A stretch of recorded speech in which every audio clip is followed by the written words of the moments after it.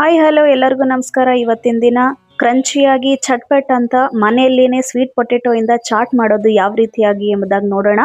Bore ಆಯ್ತು ಮತ್ತೆ ಏನಾದರೂ ಮನೆಯಲ್ಲಿ ಹೆಲ್ದಿಯಾಗಿ ತಿನ್ನಬೇಕು ಅನ್ನುವಾಗ ಇದನ್ನ ಟ್ರೈ ಮಾಡಿ. ಈಗ ಸ್ವೀಟ್ ಪೊಟೆಟೊನ ತಗೊಂಡು ಅದನ್ನ ಸ್ಟೀಮ್ ಮಾಡ್ಕೊಂಡಿದ್ದೀನಿ. ನೀವು ಬೇಕ್ ಮಾಡ್ಬೋದು, ಹೇರ್ ಫ್ರೈ ಆದ್ರೂ ಮಾಡ್ಬೋದು. ಮಾಡ್ಕೊಂಡ ನಂತರ ಇದನ್ನ ಸ್ಲೈಸ್ ಆಗಿ ಕಟ್ ಮಾಡ್ಕೊಳ್ಳಿ. ರೌಂಡ್ ಆಗಾದ್ರೂ ಕಟ್ ಮಾಡ್ಬೋದು ಅಥವಾ ಮಧ್ಯಕ್ಕಾದ್ರೂ ಕಟ್ ಮಾಡಿ ಈ ರೀತಿಯಾಗಿ ಹಾಫ್ ಹಾಫ್ ಆದ್ರೂ ಮಾಡ್ಕೊಳ್ಬೋದು. ಮಾಡ್ಕೊಂಡ ನಂತರ ಇದನ್ನ ಸ್ವಲ್ಪ ಫ್ರೈ ಮಾಡ್ಕೊಳ್ಳೋಣ.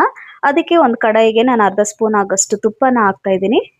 ಸಿಪ್ಪೆ ತೆಗೆದು ಕಟ್ ಮಾಡಿರುವಂಥ ಸ್ವೀಟ್ ಪೊಟೆಟೊನ ಸೇರಿಸ್ಕೊಂಡು ಲೈಟ್ ಗೋಲ್ಡನ್ ಬ್ರೌನ್ ಕಲರ್ ಬರೋ ತನಕ ಚೆನ್ನಾಗಿ ಹುರ್ಕೊಳ್ಳೋಣ. ಹುರಿದಿರುವಂಥ ಸ್ವೀಟ್ ಪೊಟೆಟೊ ಅಂದರೆ ಗೆಣಸನ್ನ ಒಂದು ಬೌಲ್ ತಗೊಂಡು ಅದಕ್ಕೆ ಟ್ರಾನ್ಸ್ಫರ್ ಮಾಡಿಕೊಂಡು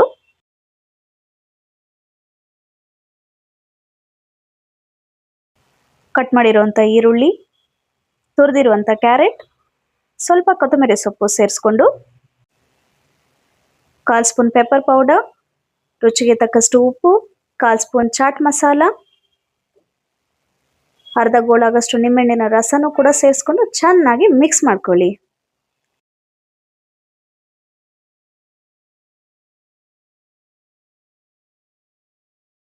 ಈಗ ಹುರಿದಿಟ್ಟಿರುವಂಥ ಕಡಲೆ ಬೀಜನೂ ಸೇರಿಸ್ಕೊಂಡು ಅವನ್ ಫ್ರೈಡ್ ಮಾಡಿರೋಂಥ ಮಿಕ್ಸ್ ಸೀಡ್ಸ್ನು ಕೂಡ ಸೇರಿಸ್ಕೊಳ್ತಾ ಇದ್ದೀನಿ.